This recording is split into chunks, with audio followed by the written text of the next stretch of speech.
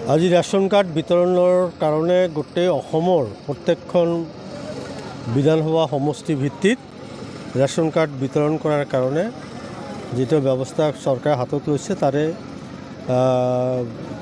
অংশ হিচাপে আমাৰ বিশিং জৰুৱা বিধানসভা সমষ্টিৰ যিখিনি ৰেচন কাৰ্ড সেইখিনি আজি বিশিং গাঁও পঞ্চায়তৰ হাইস্কুল খেলপথাৰত এই ৰেচন কাৰ্ড বিতৰণৰ কাৰণে ব্যৱস্থা না আমি অফিচিয়েলি হয়তো 10টামান ৰেচন কাৰ্ড মই হাতেৰে দিছোঁ, কিন্তু বাকীখিনি ইতিমধ্যে আমাৰ কাউণ্টাৰ কৰি দিয়া হৈছে। গোটেইখিনি আজি ইয়াতে পাই যাব।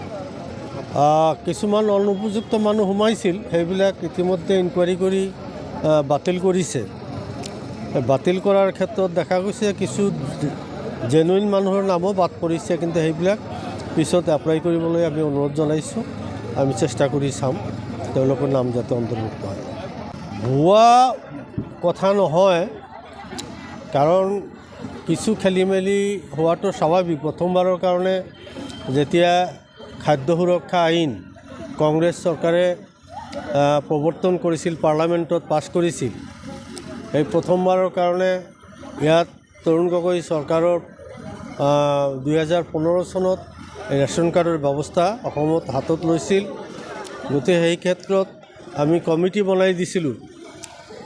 সেই কমিটিৰ জৰিয়তেই ৰেচন কাৰ্ডৰ ব্যৱস্থা কৰা হৈছিল। তাতে হয়তো 2-এটা খেলি মেলি থাকিব পাৰে, সেইটো আমি খাটাংকৈ ক'ব নোৱাৰোঁ, কিন্তু পৰাপক্ষত দুখীয়া মানুহখিনি ৰেচন কাৰ্ড পাইছিল।